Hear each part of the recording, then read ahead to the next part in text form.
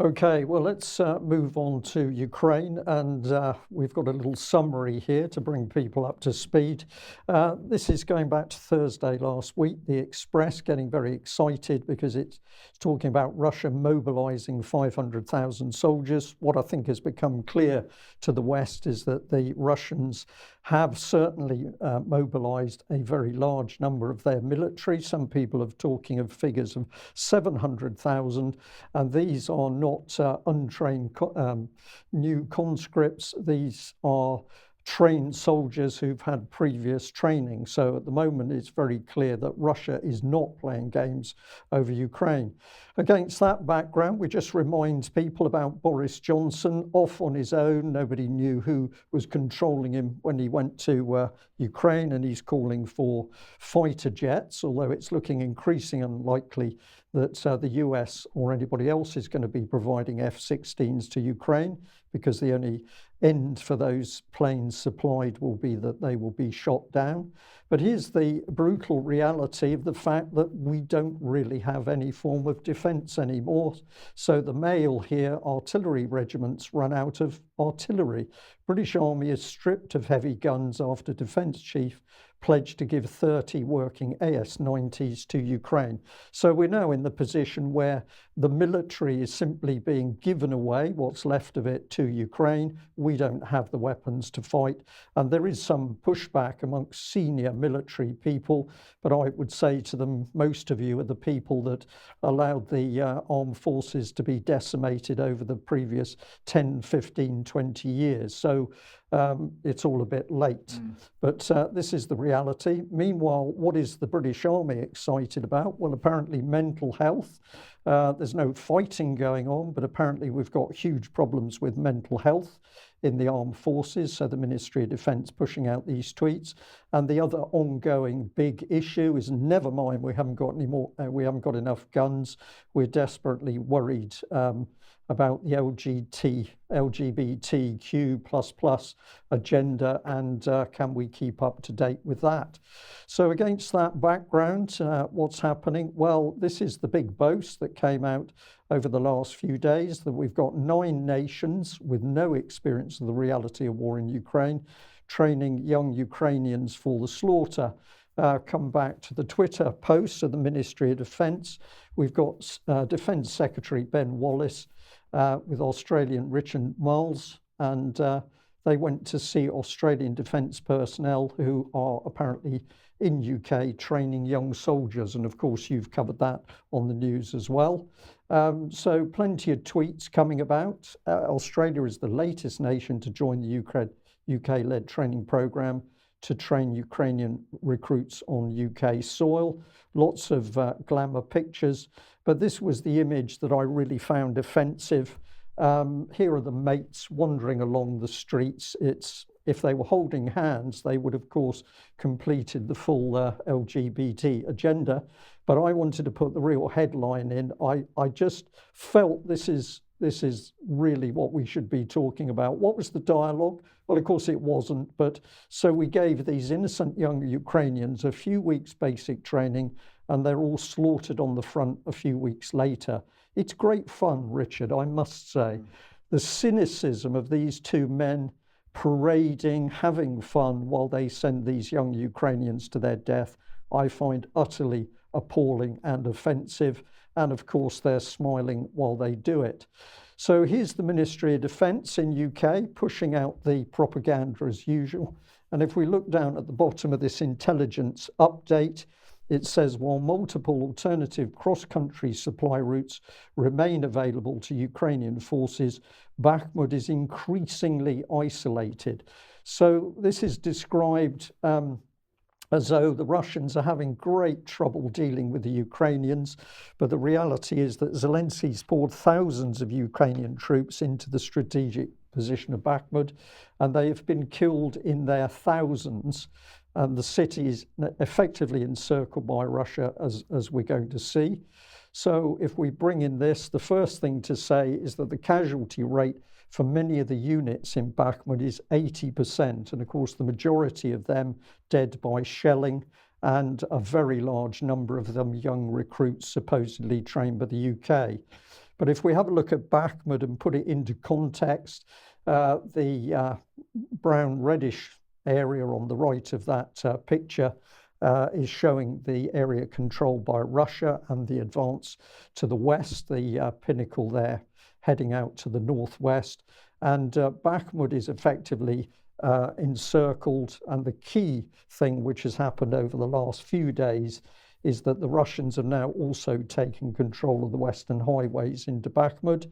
And the thing for many people to remember is that to the west of these positions, the Ukrainian defense lines are much weaker, and there's been many cases of Ukrainian resistance crumbling over the last few days. So for the Ukrainians, a very serious situation. If we have a look at another map from social media, but very accurate, you can see how Russia is pushing in on all these areas. And Bakhmut in the center, the supply road, the M03, that's already been cut. And the supply road to the west, which we've just mentioned, that's also cut. And this just leaves one very minor supply road for the whole of the forces in Bakhmut. But that minor road is under artillery control of the Russians. And if we come in from a different direction and we look up to the northeast of Bakhmut, we can see that the Russian forces are now dealing with the heavily fortified area of Krasnogora. And from this position, the Russians are already moving up the line to the northeast to Zversk. So a lot of progress on the front, but this is all denied by UK's Ministry of Defence. Meanwhile, in Ukraine, what can we see? Well, of course, these teams are running around, grabbing, arresting, summonsing young men to fight on the front. And from reports from Ukrainian sources, we now know that individuals like this, no previous military training, whether they're trained in Ukraine or the UK, if they're sent to Bakhmut and other areas of intensive fighting, they are going to survive for a few hours or a few days. We're not even into weeks. So this is appalling stuff. And Alex mentioned this. I'm using social media, but this source and others has been highly accurate.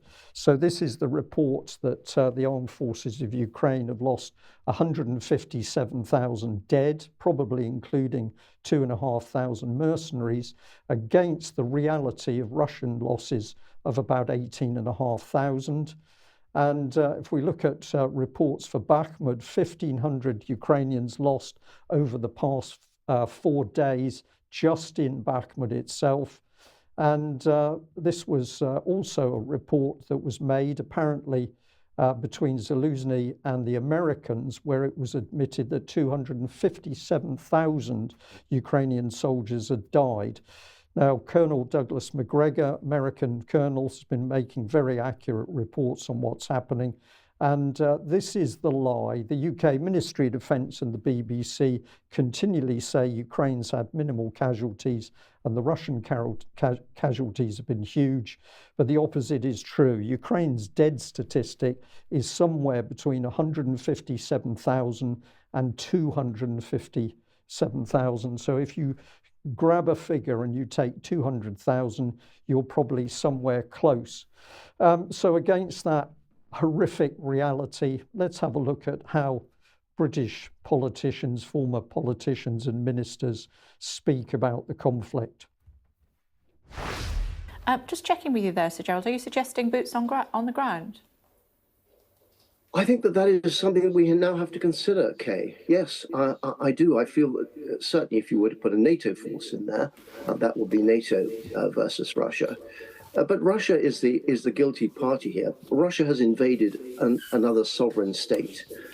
And we have declared, everybody in the West has declared that Ukraine has got to win, and we're doing a tremendous amount. Britain led the way under Boris Johnson in leading the support for Ukraine. But I do think we have to think very hard where this is going, because at the moment what it's looking like is a stalemate with Russia just flattening whole parts of that sovereign country like they did in Aleppo. They're a brutal regime. They lie through their teeth. And the West has got to decide that if it is going to support Ukraine, and Ukraine does have to win, because if Ukraine does not win, where will Putin go next? We have to decide exactly how we're going to do this. And I think just edging slowly, a bit more here, a bit more there, is not the answer. So former Defence Minister Gerald Howarth, get the name right there, pontificating from his safe residence about going to war with Russia. Madness, I'm going to say, in my opinion, the man is a fool. Let's have a look at realistic commentary on the war from former American Marine Scott Ritter. You know, one of the things, the discussions I want to throw at you, and I know you're very familiar with this, and this is the discussion.